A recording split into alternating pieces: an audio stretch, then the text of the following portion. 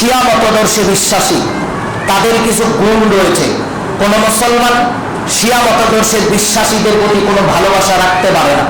এটা আপনি কাউকে ইন্ডিকেট করতে পারেন, সেটা আপনার ব্যাপার। আমি কাউকে ইন্ডিকেট করে আপনাকে বলছি না, কাউকে সিলেক্ট করে আপনাকে বলছি না, কারো দিকে হাত আঙ্গুল উঠিয়ে আপনাকে বলছি না। তবে কিছু কথা আমাদেরকে জেনে রাখতে হবে। এই দুনিয়াতে কিছু ফিতনা রয়েছে, কিছু ঈমান বিধ্বংসী আকীদা পোষণকারী জাতি রয়েছে, কওম রয়েছে। এক প্রকার জাতি যারা অন্য মতাদর্শে বিশ্বাসী, যারা রাসূল সাল্লাল্লাহু আলাইহি ওয়াসাল্লামকে অবজ্ঞা করে চলে, হাদিস অমান্য করে চলে, তার একটা মতাদর্শ। কেউ শুধু কোরআনকে মানবে, অন্য কোনো কিছুকে মানবে না, তার একটা মতাদর্শ। কেউ কোরআনের কিছু নিবে, হাদিসের কিছু নিবে, তার একটা মতাদর্শ। এরকম অজস্র অগণিত মতাদর্শ এই বুকে, দুনিয়ার বুকে রয়েছে। তবে অন্যতম জঘন্য একটা মতাদর্শের নাম হচ্ছে শিয়া মতবাদ। শিয়া মতবাদ অন্যতম একটি জঘন্য একটা মতবাদ। কেমন মতবাদ? সাহাবায়ে কেরামের কথা আল্লাহর নবী বর্ণনা করেছেন, অনেক ফজিলতের কথা বর্ণনা করেছেন। এটা অনেকের বুঝতে কষ্ট হবে, পরিশেষে বুঝতে পারবেন, শুরুতে বুঝতে না পারলেও 2-4 মিনিট একটু কথা বলবো। এটা বলাটা অত্যন্ত জরুরি। আমাদের সমাজের যুবকেরা সঠিক বুঝটা তাদের মাথায় ঢোকে না। তারা এমন মানুষকে হাইলাইট করার চেষ্টা করে, এমন মানুষের প্রতি তাদের ভালোবাসা, যে মানুষটা কেমন, তার ভিতরে ধারণা কেমন, এটা তাদের বুঝটুকু নাই। এর জন্য এই বিষয়ে একটু হলেও ধারণা থাকা দরকার। শিয়া মতাদর্শে যারা বিশ্বাসী, অর্থাৎ শিয়া মতবাদ জঘন্য নেককারজনক একটা মতবাদ। তার একটা দুই একটা উদাহরণ না দিলে বুঝতে পারবেন না।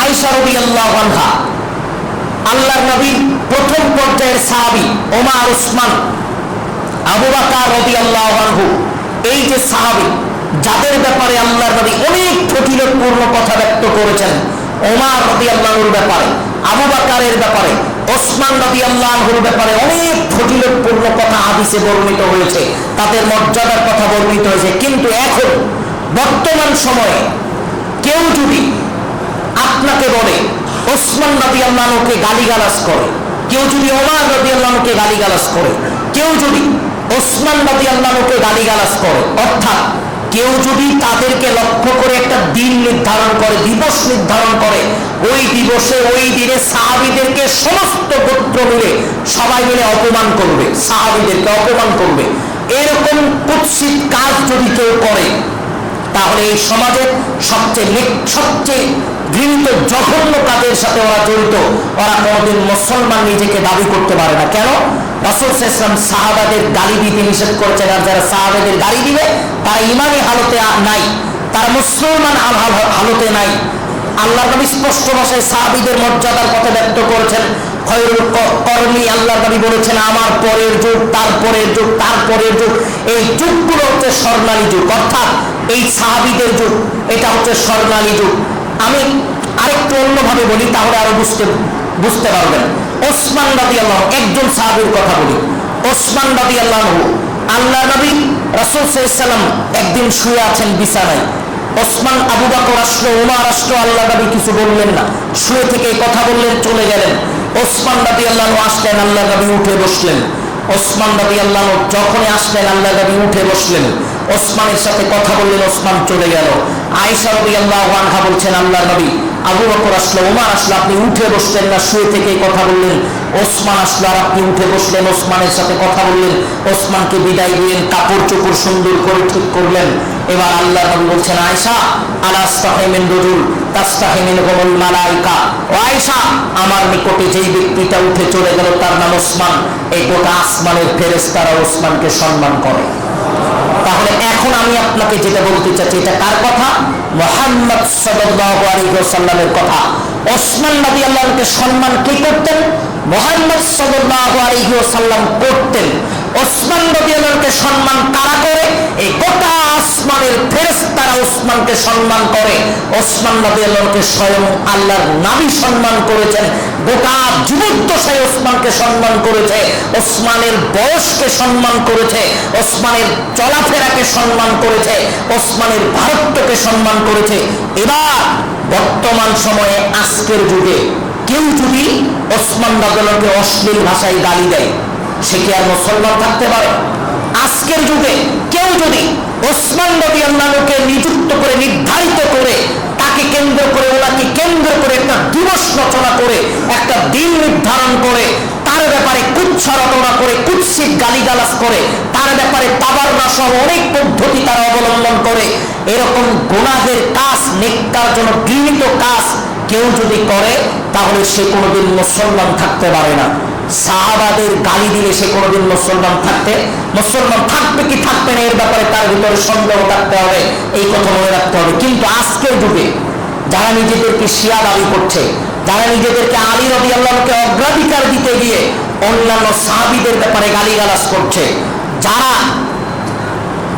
আয়েশা রাদিয়াল্লাহু আনহার ব্যাপারে জঘন্যতম অপবাদ দিচ্ছে, জঘন্যতম কাজ, ঘৃণায়ের কাজের সাথে জড়িত, তারা কি করে মুসলমান হতে পারে?